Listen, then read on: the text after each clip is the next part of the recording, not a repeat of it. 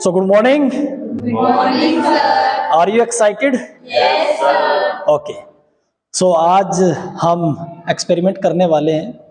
हमारा B part का first experiment है और एक्सपेरिमेंट का हमारा जो नाम है, पहला एक्सपेरिमेंट है to find the value of V for different value of U. मतलब हम अलग अलग वैल्यू लेंगे ऑब्जेक्ट की और ऑब्जेक्ट को अलग अलग जगह पे रख के देखेंगे, फिर वी निकालेंगे अलग अलग। तो जब हमारे पास वी और यू दोनों आ जाएंगे तो हम क्या निकाल सकते हैं? फोकल लेंथ निकाल सकते हैं किसी भी मिरर की। तो कनकेव मिरर का यूज करके हमारा एक्सपेरिमेंट है, कनकेव मिरर का यूज करके क्या करेंगे? हम वी निकालेंगे, किसी भी ऑब्जेक्ट को रखेंगे सामने और इमेज कहाँ बनी, इमेज की दूरी निकालेंगे। इमेज की दूरी आ जाएगी हमारी, वी आ जाएगी, यू हमें पता है ऑप्टिकल बेंच पे, और क्या निकालेंगे फिर? इसकी फोकल लेंथ। तो ये हमारा मिशन है आज का। ओके, इसके लिए हम क्या करेंगे? 6-7 रीडिंग लेंगे बार बार से। तो सबसे पहले समझ लेते हैं इसमें क्या क्या रिक्वायरमेंट हमें पड़ती है। सबसे पहले तो हमें मिरर चाहिए। कौन सा मिरर? कनकेव, क्योंकि कनकेव मिरर का ही हम इसमें एक्सपेरिमेंट करने वाले हैं। दूसरी हमें ऑप्टिकल बेंच चाहिए, हमें होल्डर चाहिए, एक ऑब्जेक्ट निडल चाहिए, आयरन निडल ये ऑब्जेक्ट, और एक इमेज निडल चाहिए, ये हमें चाहिए इसमें। ओके, और एक मैग्नीफाइंग ग्लास चाहिए ताकि आप इस पे जो रीडिंग रखी है उसको अच्छे से रीड आउट कर सको इसका यूज करके। ठीक है गाइस, अब आप लोगों को कुछ कंसेप्ट इसमें क्लियर होना चाहिए।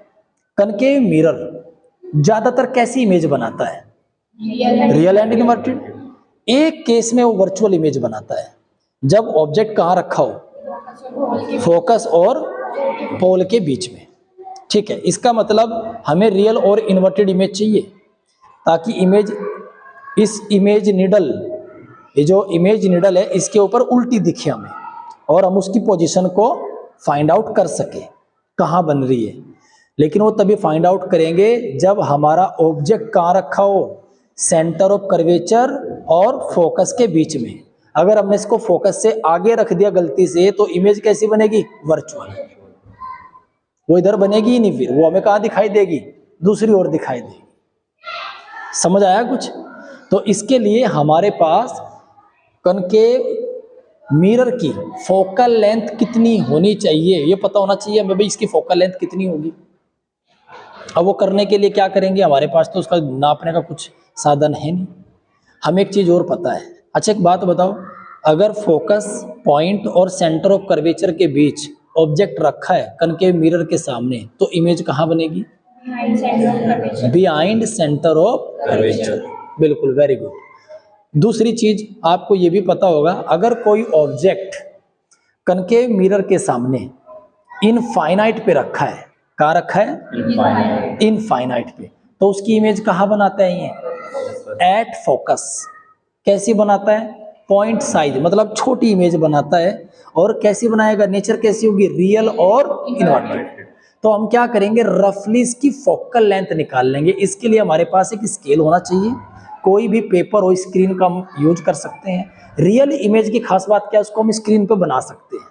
रियल इमेज को कहाँ बना सकते हैं? स्क्रीन पे। ठीक है, तो इसके सामने अभी मैं गेट ओपन करूंगा, तो जो बाहर का सीन है, पेड़ पौधे हैं, दूसरी बिल्डिंग है, वो इसके लिए क्या है? इनफाइनाइट पे है।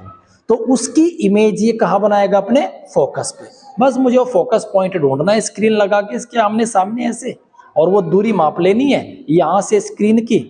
तो मुझे पता लग गया इसकी फोकल लेंथ कितनी है। तो रफली अपने पास क्या आ गया? Focal length. एक रफली आइडिया आ गया हमारे पास कि भाई इतनी इसकी फोकल लेंथ है। अब हमें ऑब्जेक्ट, जैसे मान लीजिए ये इसकी फोकल लेंथ है यहाँ से यहाँ तक, तो ऑब्जेक्ट अब मुझे कहाँ रखना है? या तो यहाँ रखूंगा या यहाँ रखूंगा। तो इस बीच मुझे अपना ऑब्जेक्ट रखना है, और अलग अलग, कभी मान लीजिए 20 सेंटीमीटर इसकी फोकल लेंथ आई, तो कभी हम ऑब्जेक्ट को कहाँ रख लेंगे? 22 पे रख लेंगे, कभी रख लेंगे 25 पे, कभी रख लेंगे 28 पे, कभी 30 पे।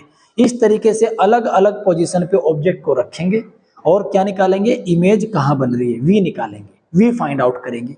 तो ऐसे हम अलग अलग रीडिंग लेंगे। चलिए देखते हैं, गेट ओपन कीजिए बेटा। ये गेट ओपन किया, इधर आ जाओ आप। अब ये इसकी इमेज को कहाँ बनाएगा, देखो ध्यान से, यहाँ पे सामने पूरा का पूरा सीन दिख रहा है आपको, ठीक। अब मैं इसके सामने ये इमेज कहीं ना कहीं बना रहा है, तो बाहर का जो सीन है उसकी ये इमेज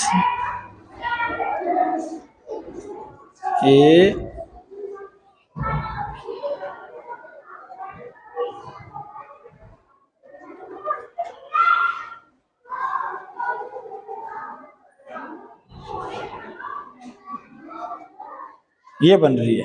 इधर दिखाओ बेटा पेपर पे,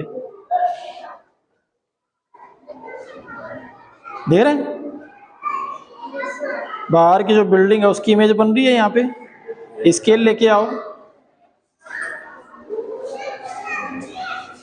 ये बन रही है, बिल्कुल शार्प इमेज बन रही है। आप पीछे से देख सकते हो सभी बच्चे।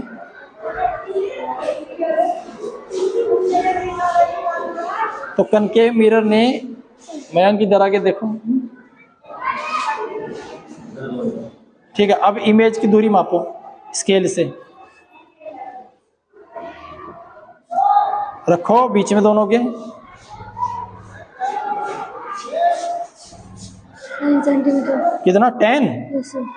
तो इसकी फोकल लेंथ रफली हमारी कितनी है, 10 सेंटीमीटर रफली आ गई हमारे पास। देखिए ए में पीछे करूंगा तो ब्लर्ड, आगे करूंगा तो भी ब्लर्ड, तो एग्जैक्ट 10 सेंटीमीटर के पास इसकी फोकल लेंथ आई निकली। Yes sir.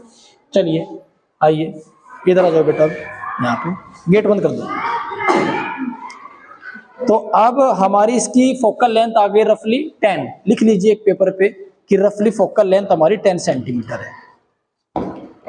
ओके, अब हम क्या करने वाले हैं, ऑब्जेक्ट को कहाँ रखेंगे, 10 और 20 के बीच में। अगर इसकी फोकल लेंथ 10 है तो रेडियस ऑफ कर्वेचर कितना होगा, 20।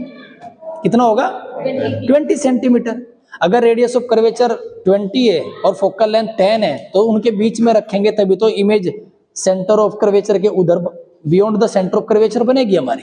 ठीक है, नाउ ये हमारा 80 पर है सेट, 5 सेंटीमीटर 10, और ये मैंने रख लिया अभी इसको 10, 11। मैग्नीफाइंग ग्लास दो मुझे। तो 11, 12, ये 12 सेंटीमीटर पे है। यू नोट कीजिए, यू की वैल्यू है 12 सेंटीमीटर।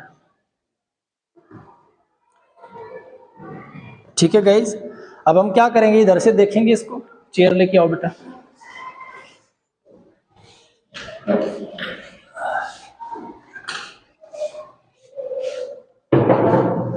अब हम लोग फाइंड आउट करेंगे कि इमेज हमारी कहां बन रही है। ओके, इमेज जो ऑब्जेक्ट पिन है इसको थोड़ा ऊपर करो दानिश, और ऊपर करो, और ऊपर करो, और ऊपर करो, और ऊपर करो।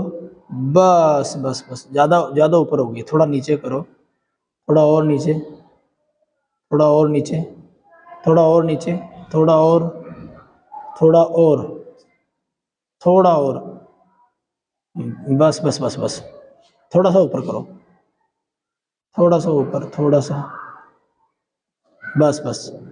अब थोड़ा सा मिरर को आगे पीछे करो, मिरर मुझे साफ नहीं दिखाई दे रहा है। हाँ बस बस बस, अरे मिरर को आगे नहीं करना था, वो मिरर को घुमाना था भाई। ठीक है, मिरर की पोजीशन वही रखो 80 पे, देखो 80 पे है क्या, मिरर को 80 पे ही रखो, आ गया। मिरर को ऊपर से टिल्ट करो, टिल्ट ऊपर से, हाँ क्योंकि तिरछा हो रखा है।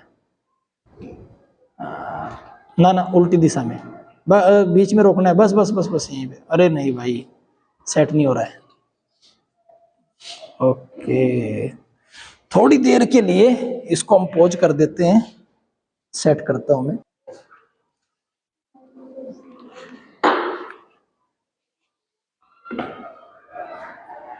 ओके, तो अब हमारी इमेज आ गई है इमेज पिन के ऊपर, बिल्कुल आगे पीछे करके इसको थोड़ा सा लेफ्ट राइट करके एक सीधे में लेके आएंगे। आपको कुछ दिख रहा है मैडम उधर से? वैसे ही एक्टिंग कर रही हो बैठे बैठे।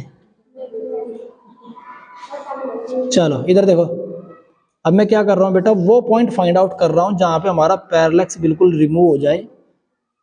एक साथ मूव होनी चाहिए हमारी ऑब्जेक्ट इमेज पिन और ऊपर जो इमेज बन रही है।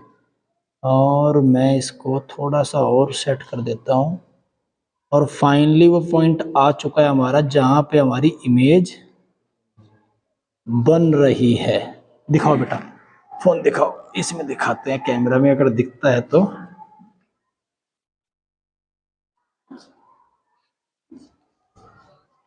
ये आप देखिए सामने आपको इमेज दिख रही है इसमें, और पैरेलक्स बिल्कुल रिमूव हो चुका है। थोड़ा सा मैं जूम करता हूँ।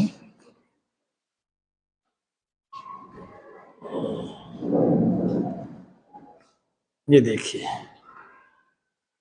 ये अब देखिए आप, जो सामने आपको दिख रही है उल्टी इन्वर्टेड, ये इमेज है ऑब्जेक्ट की। अब मैं इसको थोड़ा सा आगे पीछे भी करूंगा तो ये दोनों एक साथ, इमेज पिन और इमेज एक साथ मूव कर रही है। तो हमें वो पॉइंट फाइंड आउट करना है ऑप्टिकल बेंच पे जहां पर हमारा दोनों एक साथ, जिसे कहते हैं पैरेलक्स हमारा रिमूव हो गया। और ये देखिए आप ऑब्जेक्ट, ये जो बीच में पिन दिख रही है वो ऑब्जेक्ट है, उसको भले ही दूर जाने दे, इमेज और इमेज पिन दूर नहीं होनी चाहिए एक दूसरे से। देखो किसी भी पॉइंट पे आप लेके जाइए, दोनों एक साथ चल रही है। तो अब हम नोट करेंगे कि इमेज पिन हमारी किस पोजीशन पे है। यू हमें पता है ऑलरेडी, 15 सेंटीमीटर हमने रखा हुआ है यू को। तो यहाँ पे ऑप्टिकल बेंच पे अब हम क्या कर लेंगे, ये निकालेंगे। तो ये देखिए आप,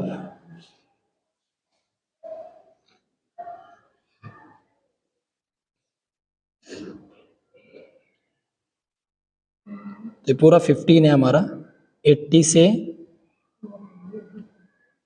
और ये हमारा 65,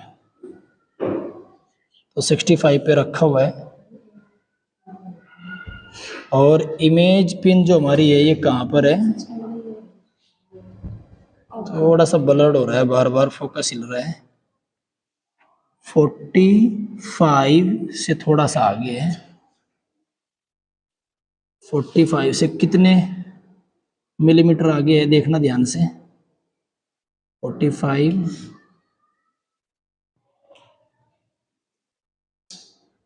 46, 1 2